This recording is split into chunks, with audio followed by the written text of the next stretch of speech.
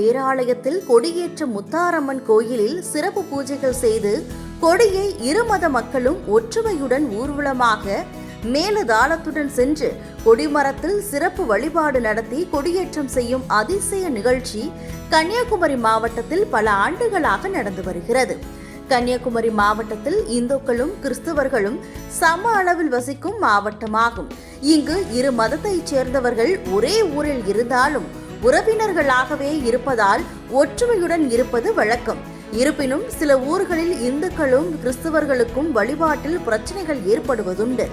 ஆனால் கிறிஸ்தவ தேவாலயத்தில் நடக்கும் கொடியேற்ற நிகழ்ச்சிக்கு கொடிமரத்தில் கட்டப்படும் கொடியை அம்மன் கோயிலில் வைத்து சிறப்பு பூஜைகள் செய்து வழிபட்டு மேலதாளத்துடன் இரண்டு மதத்தைச் சேர்ந்த பக்தர்களும் ஊர்வலமாக சென்று கொடியேற்ற நிகழ்ச்சியில் பங்கேற்கும் அதிசய நிகழ்ச்சி பல ஆண்டுகளாக நடந்து வருவது பலரும் அறியாததாகும். கன்னியாகுமரி மாவட்டம் களியக்காவிளை அடுத்த குளிவிளை என்ற பகுதியில் 150 ஆண்டுகள் பழமை வாய்ந்த தூய அலங்கார மாத ஆலயம் உள்ளது.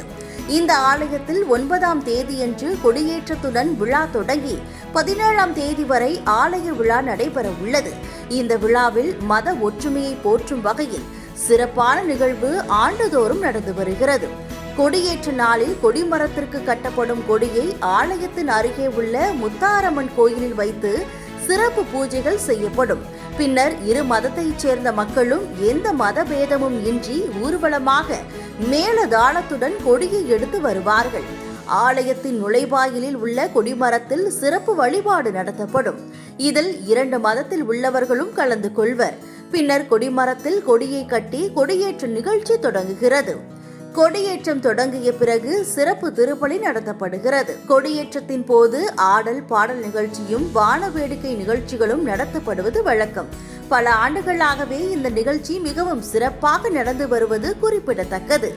உலகம் முழுவதும் மதத்தின் பெயரால் மத மோதல்களும் போர்களும் நிலவி வருகிறது.